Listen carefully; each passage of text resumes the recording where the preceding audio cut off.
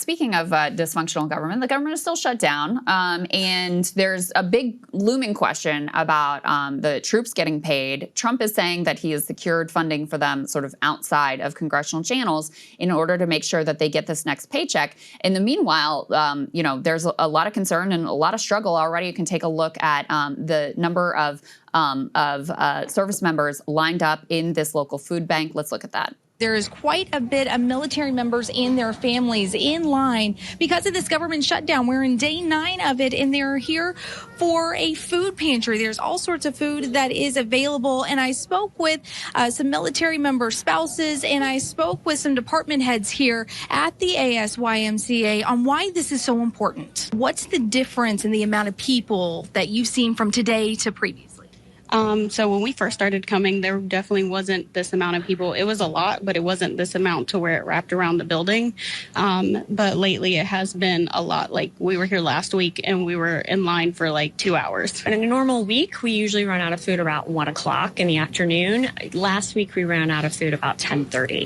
Reminder there, too, that the number of service members who live paycheck to paycheck, and when they saw, like, oh, shoot, we may not get paid because Congress made no provision for that. Such a good point. Are like, we better take advantage of whatever resources we possibly can. Let me go ahead and put Trump's truth up on the screen, talking about how he's going to pay the troops. He says, Chuck Schumer recently said every day gets better during their radical left shutdown. I disagree. If nothing is done because of leader, he puts that in quotes, fair enough, Chuck Schumer and the Democrats, our brave troops will miss the paychecks they're rightfully due on October 15th. That is why I'm using my authority as Commander-in-Chief to direct our Secretary of War, Pete Hegseth, to use all available funds to get our troops paid on October 15th. We have identified funds to do this. Secretary Hegseth will use them to pay our troops. I'll not allow the Democrats to hold our military and the entire security of our nation hostage with their dangerous government shutdown. Radical left Democrats should open the government. Then we can work together to address healthcare, many of the things they want to destroy. Thank you for your attention to this matter. So he's saying they've found some funds that they can move around to be able to get this next paycheck out to the troops.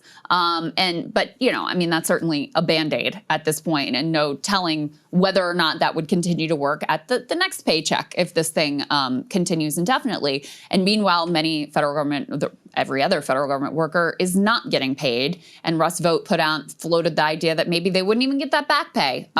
This is obviously, you're playing with people's lives, first of all. And second of all, federal government is the largest employer in the country. So this also has major potential economic ramifications. Yeah, and I mean, Democrats right now, what is their incentive to come to the table and Republicans' incentive to come to the table? Like both of them feel as though the stronger incentive is to stay away from actually negotiating and open the government. And I think the political incentive for Democrats is strong. I'm not convinced that they're actually, you probably agree with this, is my suspicion, that I'm not convinced they're making the most of the politics. And I'm saying that like downstream or secondary to the substance, which is obviously there are people who are not getting paid. And Russ Vought is using this. I mean, I think according to a court filing on Friday, there have already been 4,000 layoffs of federal workers. So from the perspective of like average normie Democrat, it's starting to look dire for how Chuck Schumer and Hakeem Jeffries. I mean, if I were average normie Democrat, I would have zero confidence in either Chuck Schumer or Hakeem Jeffries at this point at all, both on the politics and on the substance. Republicans probably understand that they're going to take the blame in the media for what happens, like these, and to some extent they want the blame. Like Russ Vought wants to say, yeah, we are the ones who got rid of the 4,000 federal government employees. So I don't think they're super concerned about that, but it seems as though Democrats have absolutely no plan to get out of the shutdown either, because they're the ones withholding the votes. I mean, they're the ones who, if they decide to vote on the CR, whether it's the clean CR or whether they come to the table on healthcare, fine. But there seems to be nothing in the works for that either. Yeah. I think the Democrats feel pretty strong in their position right now because, first of all the polling that's come out, and I mean, it's logical. Republicans control government, and so they're shouldering most of the blame for the shutdown. Totally. And then they certainly feel pressured from their base, like, y'all got to stand up. You got to do something. And then they look so dumb when they're trying to stand up. Like, I agree. Yeah, they're not great at it. They're definitely not great at it. Yeah. But and then you have, the substance of what they're fighting on, these healthcare cuts and, the subsidies that are going to go away. And this is something else Marjorie Taylor Greene has been talking about. They feel they're on very strong footing there, especially and maybe in particular because the vast majority of the recipients of those Obamacare subsidies are in red states that didn't expand due to the Medicaid expansion. Now you have, a disproportionate number of the Trump coalition who are dependent on these healthcare subsidies, for whom healthcare is just going to, the amount the premiums is going to go up. It's going to be insane. And you had Trump even say something about, we got to deal with this healthcare thing, which I think they also took as a little bit of a crack in the edifice. You've got Marjorie Taylor Greene out there as a major crack in the edifice. So I think they feel like they're on very strong ground here, to your point about, I don't see any sign. I was expecting, and I actually think from the beginning there was reporting about how Chuck Schumer was looking for some kind of an out. Yeah. And then the majority, not just the Democratic base, but the actual Democrats in Congress were like, what the fuck, dude? No. You cannot, we are not down. We have to actually fight this. And especially with, they're not, the Democrats in D.C. aren't connecting this fight to what's happening in Chicago, what's happening in Portland. But the base very much feels activated. Of course. By seeing those images as well. And is you can't fund this government. They're threatening the Insurrection Act. You cannot fund these people. So yeah, I don't see any sign that they're going to back down. And then the part with the layoffs is kind of, it's terrible. It's also kind of politically interesting. We put B3 up on the screen. Russ Vought making this announcement. The rifts have begun. And for those who aren't in the know, rifts are reductions in force, which is DC speak for firing people. That's what's going on. And we had, as Emily mentioned, put B5 actually up on the screen first. You had some 4,000 workers who were announced as part of these rifts. You can see the most coming actually from Treasury and then from HHS. We'll talk a little bit more about that in a moment. Commerce, education, that's another significant one. Energy and housing and urban development and homeland security. That's where these layoffs are coming from. Now, they could be challenged in courts because there are limits to layoffs that you can do during government shutdowns. You're actually supposed to be more constrained during government shutdowns about the people that you can lay off. So court challenges could be coming to that. But we can put B4 up on the screen. One of the places I mentioned, HHS, was really hit hard. More than 1,000 CDC staff originally received layoff notices during the government shutdown. And, some of these are really the type of people that I would think that you would want around. They said, including in units that respond to infectious disease outbreaks, analyze science and health data to develop policy, monitor the safety of employees.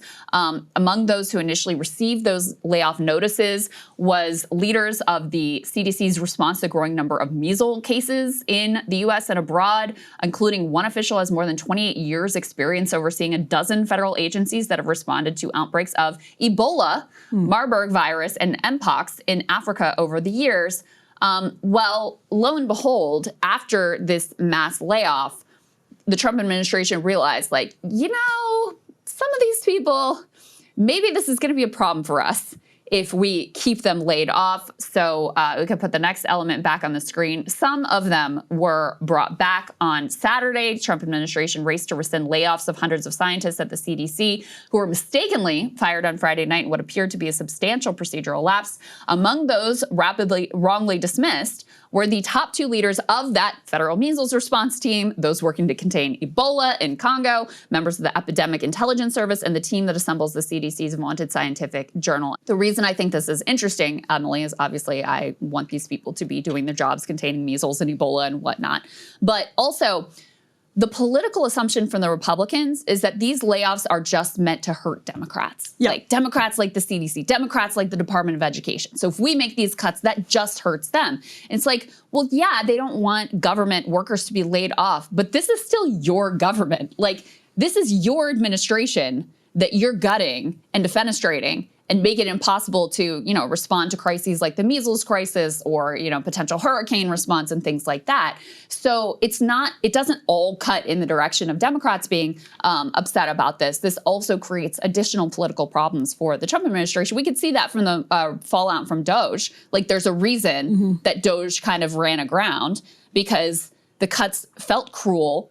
it was clear to people that you were hurting services that they relied on. And so it came with the political price for Republicans as well. Yeah, it'll definitely have a political price. I mean, it's unclear to me whether these will survive in court. I think the law is actually like pretty, I could genuinely see it being interpreted one or the other. I don't have like the full precedent in front of me. I'm not an expert on it either. But yeah, I mean, when I dug into it, it's like you understand why if you're Russ Vought and you have a sort of long-time ideological commitment to shrinking the size of the federal government, you look at that and you can say, actually, this is a law that could be used in one way or the other.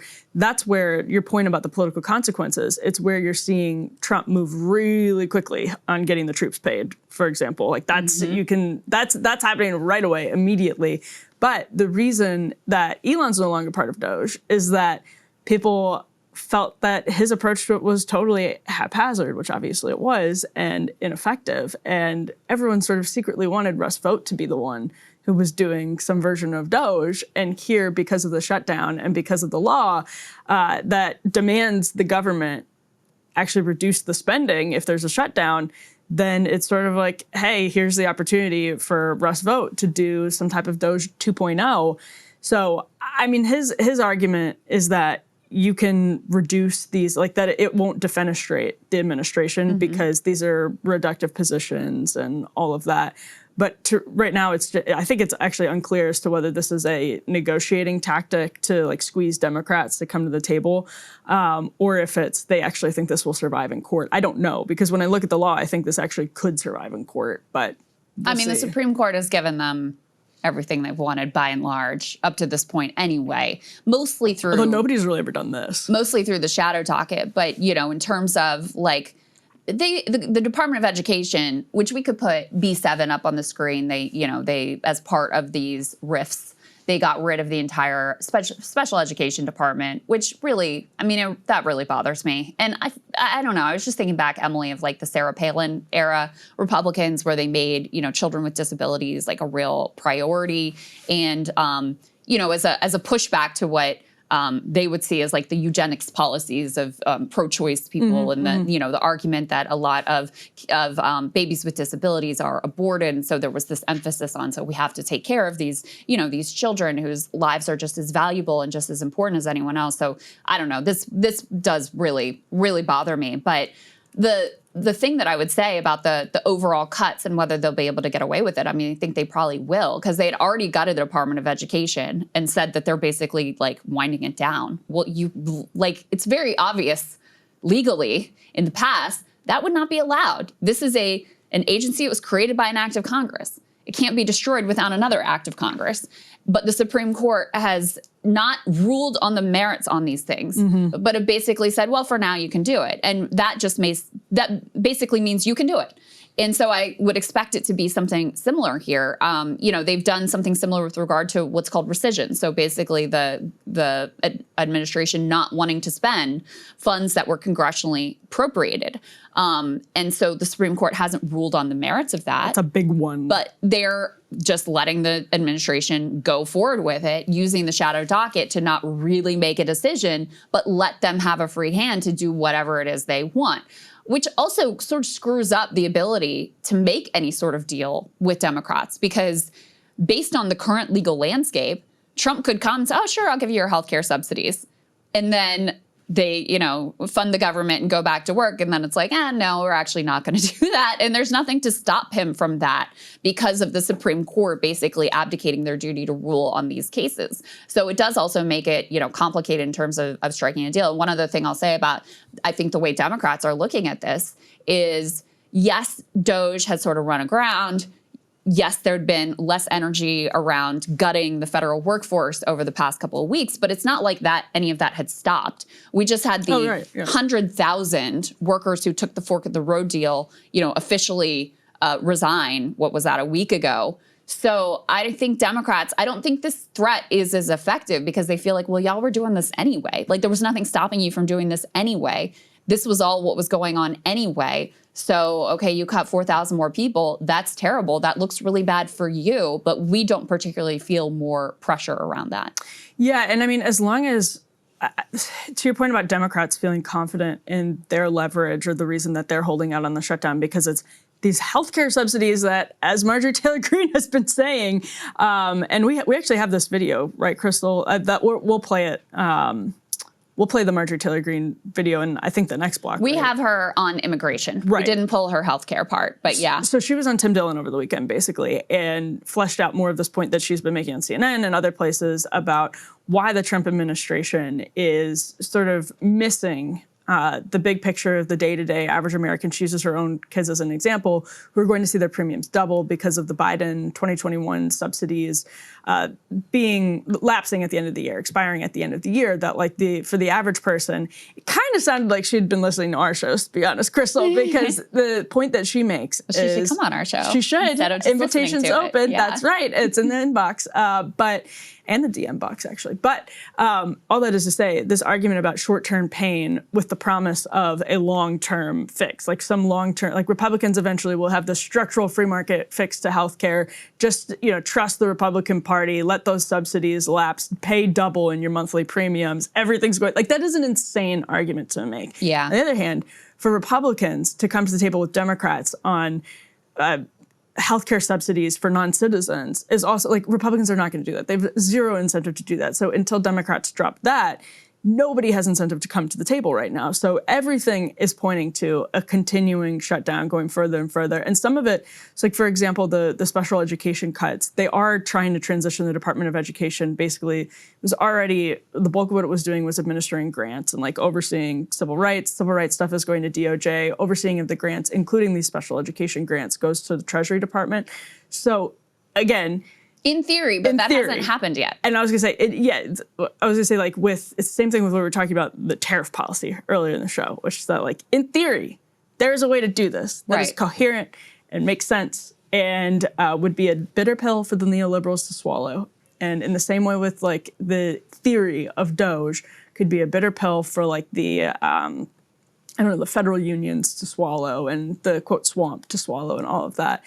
But then you have to actually see it working in a way that makes sense. Well, and actually Treasury was the department that got cut the most. So they're administering the grants now, and they have fewer people to administer fewer people to the be grants. able to do that. Yes. Yeah. Let me just play this last piece from Speaker Mike Johnson, because this will actually set us up well for some of the stuff that's going on in Chicago, talking about the Democrats and describing. So there's this upcoming, there's a No Kings protest 2.0 coming up that they're trying to classify as some sort of domestic terror event. Now, we covered the No Kings protest here last time.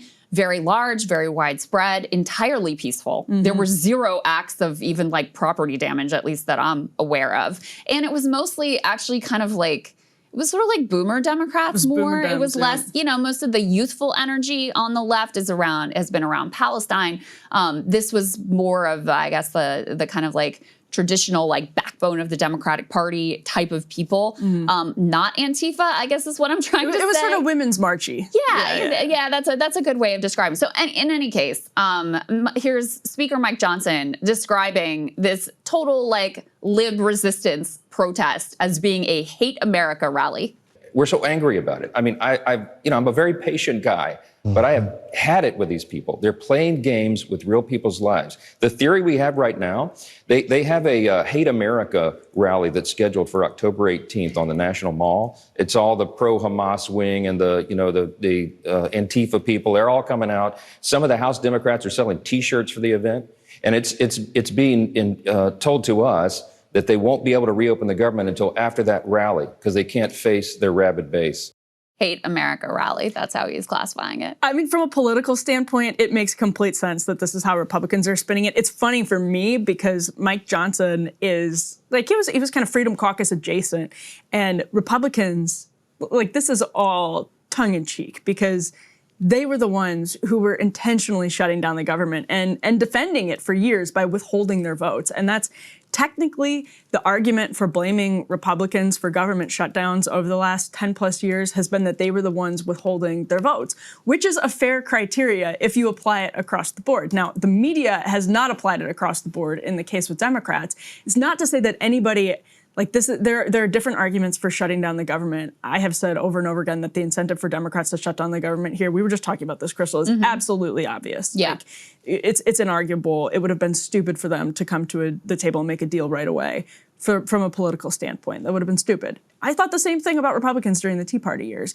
It's just funny then to see Republicans have the moral high ground, like play act as though they have the moral high ground and be like, listen, very important things are just, people need the federal government to work. It's very reckless and irresponsible to close down the federal government. They're not the best messengers for that while they're like, It's and funny. we're cutting pediatric cancer research, by the way. I mean, it's just like, it's so stupid. Like, it's just shutdowns are the dumbest thing in government. Well, it makes us look so it's stupid. also like, I don't know, from the Republicans' perspective, I'm also sort of like, why don't you just give them the healthcare subsidies? Like, this is a major political problem for Republicans. Trump's pollster, Fabrizio, said, you have a looming major issue with this. Yep. And so, I think, again, Marjorie Taylor Greene, I'm sure is not the only one who recognizes I think Trump really genuinely won primarily on cost of living, right? That was there were other issues too. We're about to talk about immigration, whatever, there were other things. But it was like, things are too expensive. My life has gotten worse because I cannot afford the groceries the way that I used to. I can't afford the rent. I can never buy a house. Like, the cost of living crisis really animated his election. And you are going in the polar opposite direction of that. Like, millions of people's premiums are about to spike. Millions of people will not be able to afford healthcare if these subsidies, are taken away. And you already had the cuts from the big, beautiful bill that's going to have the effect of kicking millions of people off of Medicaid. So what are you doing here? And by the way, obviously the tariffs that we talked about before, like, also cut in the opposite direction of making life more affordable for your average person. So it is a major political liability here that, in a sense, Democrats are like trying to save them from themselves on, but they're so adamant about not giving even the appearance of a win to Democrats that they're unwilling to, their line is basically like, oh, sure, we'll deal with that, but first you have to fund the government. And I think for most people, to the extent that they're tuned into this, like the ins and outs of this at all, are like, well, that doesn't mean, why not just deal with it now, right? Why do we have to wait and take your word for it, which Democrats are definitely not going to take their word, that they're then going to negotiate and fix this problem down the road. Well, in Republicans, one thing that they have to be really careful about, because if this is the political conclusion of the shutdown, is like, again, I think Republicans would be insane to give Dems what they want right now on this question of subsidies, any subsidies going to non-citizens, just because the non-citizen population has particularly exploded in the last few years, and the Republican base would be furious about that. So the political incentives are not aligned for them to come to the table on that. What Democrats can do after it feels like this thing is running its course is come to the table and say, oh, we want Republicans. We want to agree with Republicans that we need these healthcare subsidies almost just going to U.S. citizens. Like, of course, like, that is a responsible thing to do. And then it will just be about the subsidies. As soon as Dems give in on that, it's just going to be Republicans looking like they're saying no to those subsidies. And so when that moment comes, it's like, that could be genuinely, I think shutdowns don't matter in the midterms. Yes. Yeah. But as soon as people's premiums spike next year, Dems will have a huge talking point over and over again that this is what it was about. Yeah. And on the point that you were making about Trump winning on cost of living, another thing the right forgets is that a lot of the cultural stuff was combined with the cost of living stuff because it made Dems look frivolous to be talking about identity politics. That's a good point. When people were struggling. That's a great and point. So it gets to that again where, like, yes, a lot of the country, some of these things are like 80-20 issues on culture stuff. But if you look like you're obsessed with culture stuff and not obsessed with cost of living stuff, which is what the Dems looked like under Biden, that does become a problem. Yeah. If you look like you're obsessed with these like generational ideological goals of like defenestrating the administrative state that don't register with normie voters outside of your hardcore base, that is a problem. And so they should be aware that Dems probably will come to the table on that question of healthcare for people who are here, and like the specifics we don't have to get into, but I think Dems will come to the table on that. And then the onus will be on Republicans to just hold out on the subsidies. Yeah.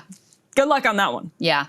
Yeah, well, we'll see. I don't know. It's unclear to me how this one is going to play out and who's going to break, because I think the incentives for both parties are to basically continue in the same direction they're going. 100%. Maybe they'll do like skinny bills or something. I have no idea, but good luck to everyone. Our government can't function, and that's the fun thing about these shutdowns. It's just always such a reminder of the way that we fund our government structurally is ridiculous. Mike Johnson was on that side. He was like, we're not doing CRs anymore. Great, that sounds good. Like, I was like, oh, great, thank you, Mike. Here we are. Yeah. And the other thing we love about covering shutdowns is how much like Capital Beltway, like insider language we're forced into talking about CRs. rifts and CRs and skinny bills. It's like, yeah. Oh, but I should have mentioned, Chuck Schumer had another just completely idiotic tweet where he said like, riff, Russell, vote. It's like, this is Dem leadership right now. It is so pathetic.